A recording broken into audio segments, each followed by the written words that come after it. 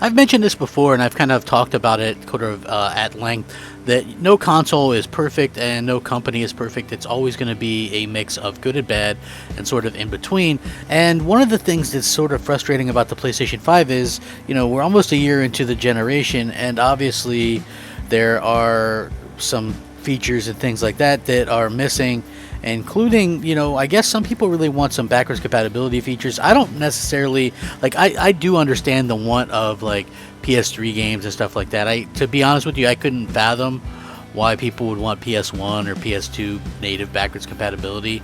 I'm not sure. I have PS1 and PS2 games, discs, but I would not want to go out and buy those, or buy emulated versions of those on a PlayStation Store, unless they added trophy support and fixed them up. Because I got to be honest, PS1 and PS2 games look terrible.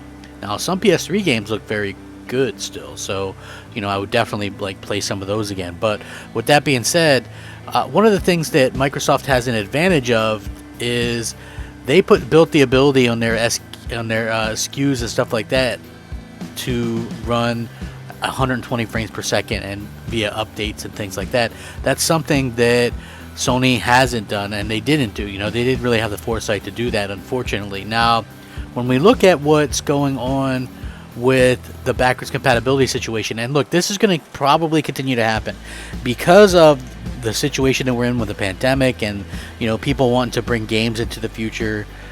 We're going to see games that are going to be cross-gen. We're going to see games that are going to be, last-gen only. I'll give you a good example.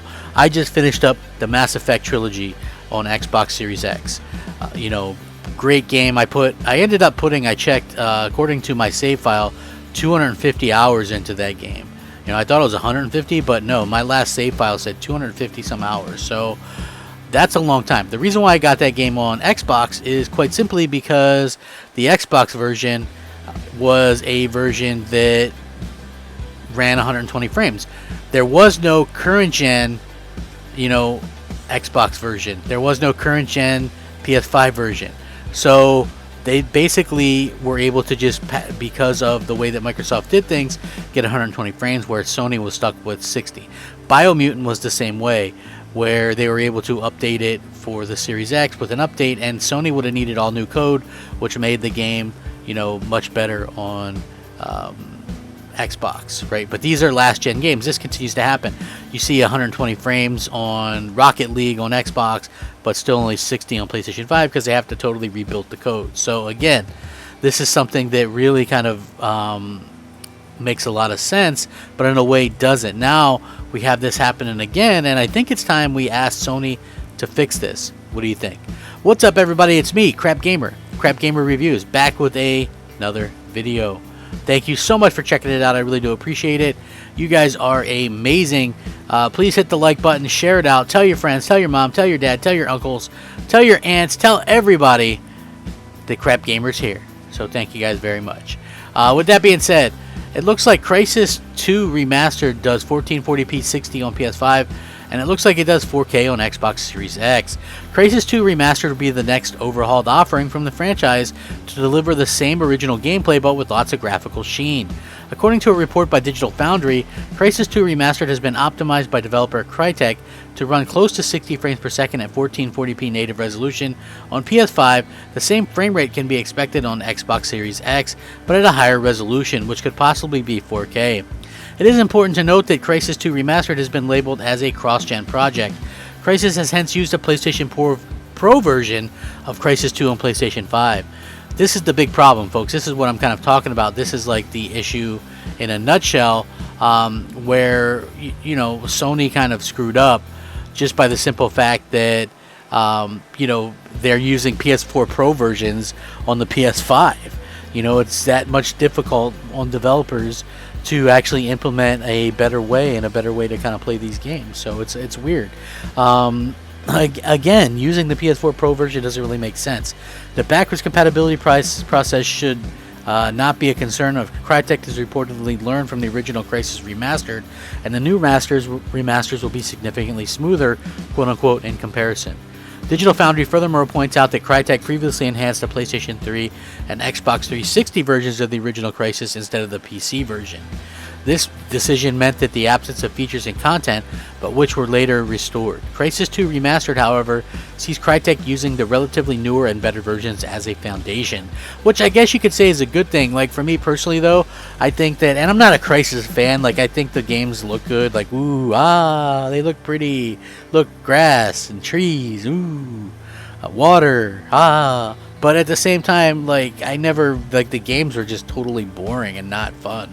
So, you know, for me personally, it's not something that I really got into in terms of, oh my god, I can't wait to play this, and I can't wait to play the next one or the next one, you know. So, for me, this is just more of a thing where I kind of want to point out, you know, Sony has kind of dropped the ball a little bit. Maybe update your SKUs so that they're easier to implement updates, because it turns out, like, if things are to be believed, that they didn't really start focusing and make developers start coding for the PS5 until late, I think, in 2020 or the mid 2020 or something like that. So I mean, even though things are backwards compatible and things like that, they're not going to get the 120 frames. It's not that they couldn't do it, believe me.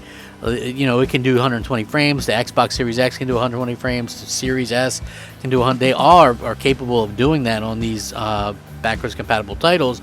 It's just that it takes so much more work and actual coding for the PlayStation version. For the last two chapters of the Crysis trilogy, Crytek has access to much better PC versions built on the more modern Cry engines that support DX11 features.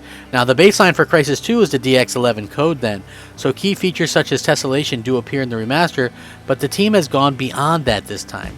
Crysis 2 Remastered will support ray tracing as well as a series of other graphical options on PC, but not on consoles, because Crytek is concentrating on getting the right balance between fidelity and performance in one single mode.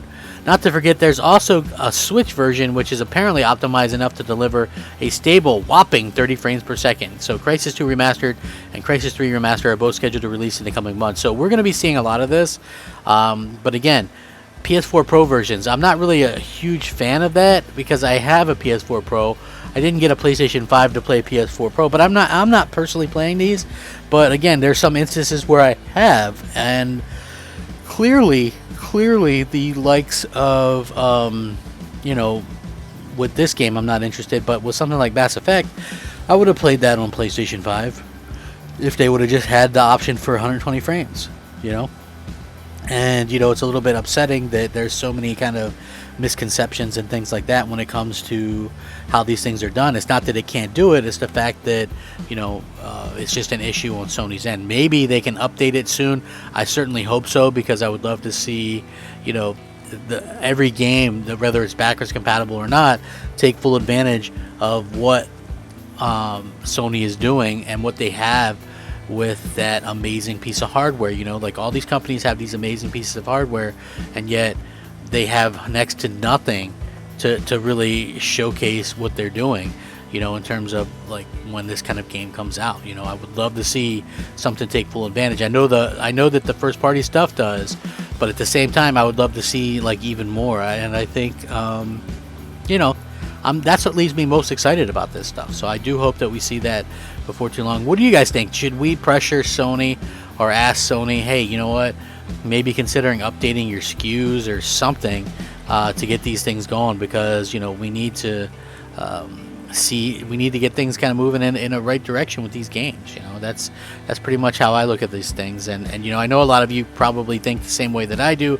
It's not a knock on the PlayStation 5. The PlayStation 5 is a brilliant console, but it's pretty clear that, you know, Sony really put the emphasis on the new games. And, you know, I think that with the situation that we're in so many cross-gen games anyway, I think that it looks like maybe it would be cool if we could get a situation where, you know,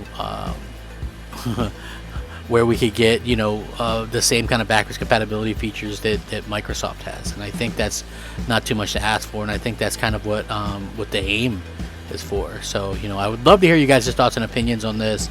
It's one of those things that obviously people are going to be thinking you're bashing PlayStation.